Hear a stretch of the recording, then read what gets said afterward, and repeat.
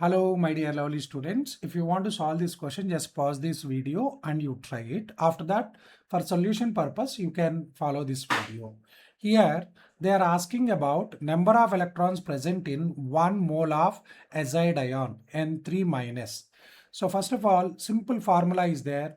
Number of electrons is equal to, you can take number of moles into Avogadro's number into number of electrons in one molecule or one ion. Okay. Now number of moles, how many given? Azide ion 1. That means number of moles place we can write 1. Next, Avogadro's number, keep it as it is.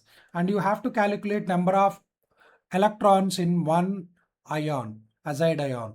So molecule, one molecule or one ion you can take. So azide ion, one azide ion contains 3 nitrogens. One nitrogen contains 7 electrons. Into 3 nitrogens are there, into 3. Total 21.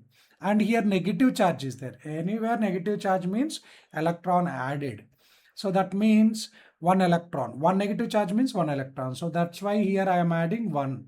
So 21 plus 1, 22. So here you see this number of moles 1, Na as it is keep it, and 22 you can take.